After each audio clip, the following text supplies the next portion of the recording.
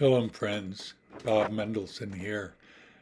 It is a tough week for a lot of people. It certainly is for the families of Yaron and Sarah, the two young people who were killed in cold blood in Washington, D.C. on Wednesday night.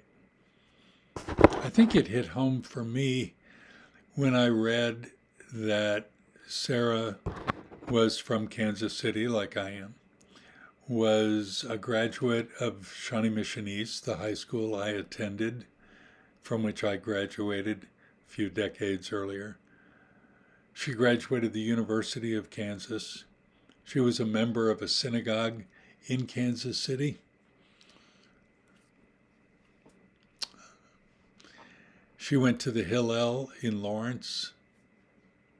She was giving her life to serve people. I think it hit home because there was so much of her life that sounded like my life. She's just almost engaged to Johann, who is from Germany originally, and his family had moved to Israel. So here they are, dual citizens of Germany and Israel, and U.S. and Israel. And it's, I'm a dual citizen. There's just so much similarities. And serving in a Jewish consideration, Jewish concern there at the Jewish Museum at the Capitol in Washington, D.C. I think so much of it hit me that I thought that could have been me. It could have been me and my almost fiancée, or now wife of 48 years. It could have been some other colleagues of mine. In fact, some of my colleagues in Israel know and have gone to Melech HaMelachim, that's the King of Kings, the congregation that they attended. People on my Facebook and people throughout the world have commented saying it's heartbreaking. That's the word they used, and I get that. It's senseless. I mean, the fellow that turned himself in after 10 minutes of hanging out in the museum, the story's yet to be unfolded. I waited a couple days because I wanted to get all the facts, or at least all the new facts that were coming, before I made this video.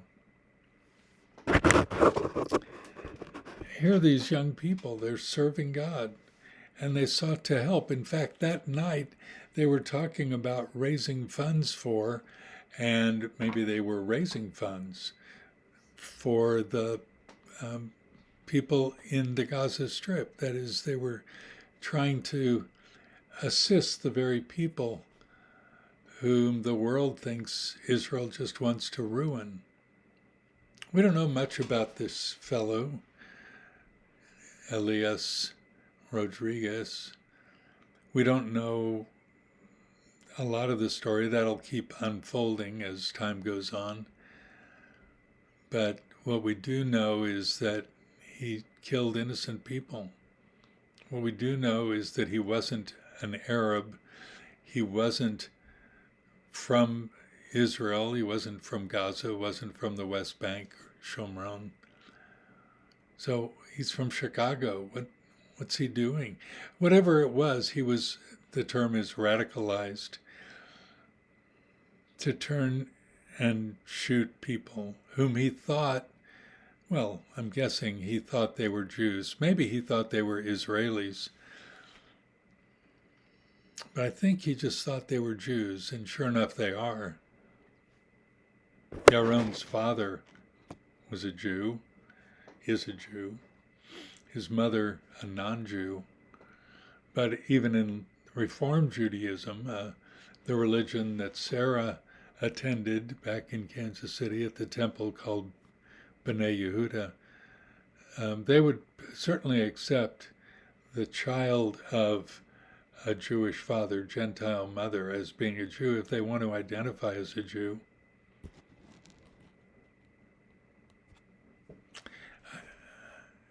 was it a decade ago at the Jewish Community Center in Kansas City that a shooter killed 3 or 4 people on a sunny afternoon. It turns out none of those 3 or 4 was a Jew, but the shooter then and the shooter, I think, the other night, neither cared if the person was a Jew.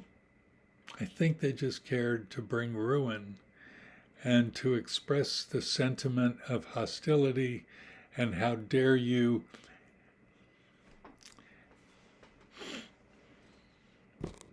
What do you do with that? I want to talk about that for a few minutes. What do you do in this season? I mean, Lord, make me an instrument of your peace. Where there is hatred, let me sow love. Can you pray that prayer? Can I pray that prayer? I've had dozens and dozens, probably hundreds now, of comments on my Facebook and Twitter and Instagram and such. One person told me that he has a solution to this, and it sounded like a final solution. He wanted everybody in Gaza to be killed. He wanted everybody, even vocal supporters of what might be called the Palestinian cause, to be killed. Boom, just like that. I'm not sure I am sure you cannot kill an ism with a gun or with a bomb or with some physical violence. Isms don't die that way. So we might kill every person, he might kill every person that is standing against Israel. But ideologies don't die like that. One new person to me said, what can I do? What can we do? It was a genuine question of, in light of all this, what he felt his own insufficiency, his own impotence to change the world. I think we all know the world needs changing. I think we all know that. So what do we do?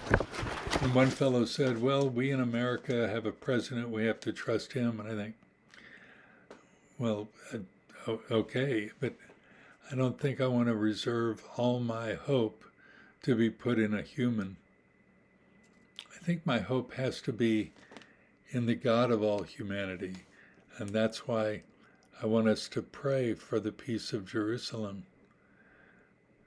That's a biblical command from the Psalms. Pray, Sha'alu Shalom Yerushalayim. Ask for the peace. Not the usual word for pray, it's ask, that's all. Ask for peace. In Jerusalem, what does Jerusalem mean? It's the city of peace, here Shalom. Not very peaceful tonight, not very peaceful globally. I don't know a Jewish person worldwide who's not looking over his shoulder trying to figure out, am I safe? I've looked over my shoulder more since October 7th a year ago, 18 months ago now, more than ever before, and I lived in New York City 9 years. Whom do we trust? So why are we asking God for the peace of Jerusalem? Didn't he give it to us and we're supposed to now make it a peaceful place? Aren't we responsible to change people's hearts? Aren't we responsible to do as much as is possible with us, acts of love, and bring peace to people? Blessed are the peacemakers. They'll be called sons of God. So maybe I don't really have an answer to all the people asking. Maybe my answer is to ask the one who has the answers. Not that God would give us a political answer, although if he wants to, that'd be great. It's about time, 4,000 years since Ishmael and Isaac didn't play stickball together probably very well. What are you going to do? We're going to ask God. If you believe in God, if you believe in the state of Israel, you got to believe in God. He's the one who extended it to us. He's the one who offered it to Abraham and Isaac and Jacob and made it part of the covenant. He's the one to whom we answer. Are we misbehaving? Are we behaving? Look, criticizing the government of Israel is not what's going to make you an anti-Zionist. Criticizing the United States government, that's easy to do. That doesn't make me an anti-US person. It just makes me part of the democracy. So yeah, when Israel does wrong things, let's say those are wrong things. Are those the cause of Elias shooting Sarah and Yaron? I'm not inside his head. I don't know. We might find out. What we will know is when the world turns and faces Yeshua and says, God, we pray for the peace of Jerusalem. When that happens, what a day of rejoicing that'll be. Until that time, let's work for peace. Until that time, let's decry the wrong of anti-Zionism. Let's decry the wrong of anti-Semitism. Let's decry the wrong of anti-Arabs, of anti-extremists, of the antagonism of extremists. That's what I mean. Let's decry wrong and cry right.